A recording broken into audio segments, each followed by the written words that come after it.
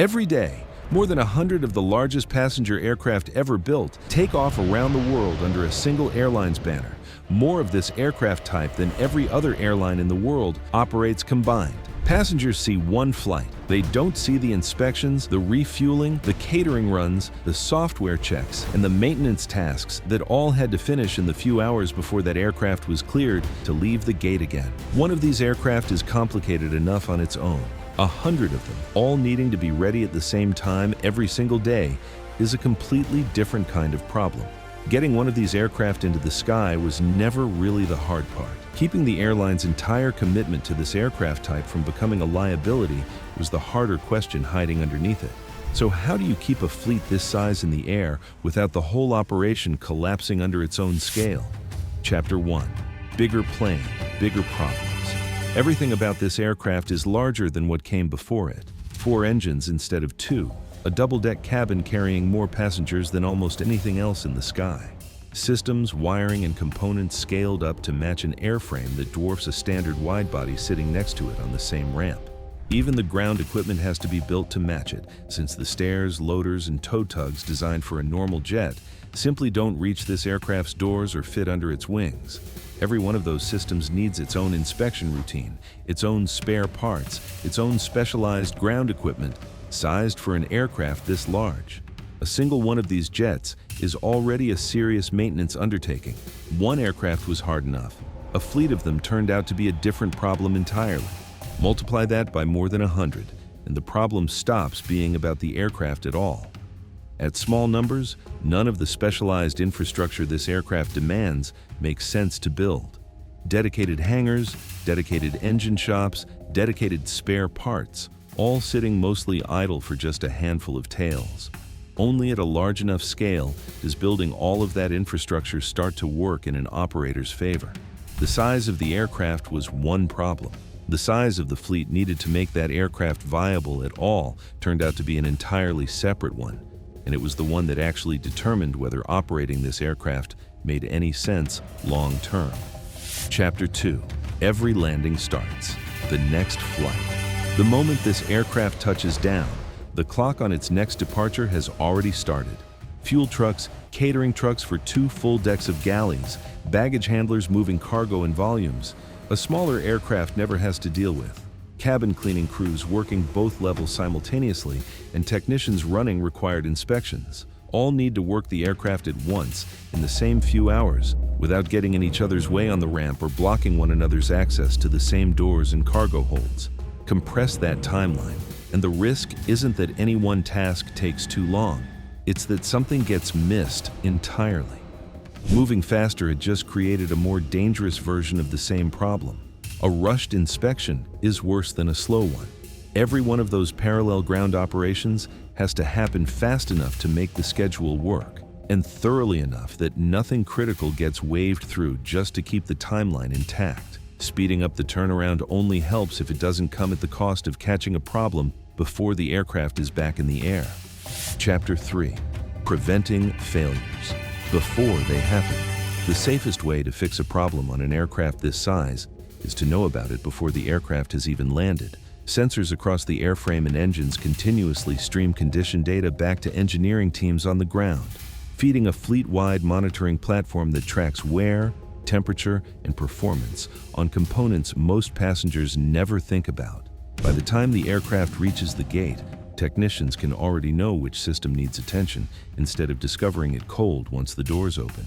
That sounds like it should solve the problem outright. It doesn't, not entirely. Engineers overseeing these systems have been candid that even the most advanced monitoring platforms remain more reactive than truly predictive today. The data narrows down where to look. It doesn't replace the technician who still has to physically confirm the fault and fix it in the same tight window as everything else happening on the ramp. Individual components are tracked across their entire working life too, so a part approaching its limit gets swapped on a planned schedule instead of failing without warning mid-turnaround when there's no time left to react. The system had gotten smarter. The work still had to be done by hand. Prediction bought engineers a head start. It didn't buy them out of the hands-on work still waiting at the gate. Chapter 4. Keeping more than 100 aircraft moving. Here's the part that changes how this story should be understood. Flying one of these aircraft was never really the hardest part of this operation. The hardest part is making sure it's ready to fly again just hours after it lands, and doing that for more than 100 aircraft simultaneously every day, without any single one of them becoming the bottleneck for the rest of the fleet.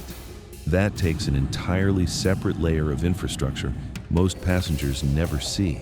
A dedicated engine shop capable of servicing hundreds of these engines at once, so a failing one can simply be swapped for a spare instead of grounding the aircraft while it's repaired. A hangar complex large enough to hold more than 10 of these aircraft at once for heavier checks, while dozens of others are mid-turnaround at gates elsewhere on the same airfield. One of only a handful of engine test facilities in the world built specifically to handle power plants at this scale. The operation had grown so far beyond maintaining its own aircraft that other airlines started sending their planes there too, a sign that the infrastructure built to solve one airline's scale problem had become large enough to solve it for others as well. What started as a single operator's response to its own fleet size had quietly turned into one of the region's most capable maintenance operations of any kind, servicing aircraft that had nothing to do with the airline that built the place in the first place. Solving the aircraft's engineering had been hard. Solving the fleet's engineering was the bigger job hiding underneath it. The aircraft itself wasn't the achievement. Building a support system large enough that the aircraft never has to wait on it was. Chapter 5. The operation behind every flight. None of this runs on a single shift or a single building. The engineering base behind this fleet operates continuously, every hour of every day, because a fleet this size never actually stops moving long enough for the work to pause. Technicians rotate around the clock in overlapping shifts, so a check started at midnight has a fresh team ready to finish it by dawn if it runs long. Spare components move between aircraft on a schedule as tightly coordinated as the flights themselves. Engineers are now testing drone-assisted inspections and augmented reality tools to speed up checks that still require a trained eye, because even with predictive data flowing in, the physical inspection remains the step nothing else can skip. Even the buildings themselves had to be engineered for a problem that hadn't fully arrived yet. A newly built engineering complex spanning close to 1 million square meters was deliberately sized bigger than today's fleet requires, built to support operations for decades still ahead, because a fleet this size doesn't get smaller in complexity even as individual aircraft eventually retire. Every part of this system exists to answer the same question travelers never think to ask. What had to happen quietly in the hours before their flight was even allowed to push back from the gate? Final chapter. Needs an even bigger system. Passengers remember the flight. They remember boarding, taking their seat, watching the aircraft climb. They never see the fuel trucks pulling away just minutes before departure, the technicians signing off on a sensor reading from 30,000 feet up, or the spare engine already staged in a hangar in case the one on the wing needs to come off tonight instead of next week. None of that shows up in the flight they experience, and that's exactly the point. The entire system exists so that the complexity never becomes visible to the person in seat 42A.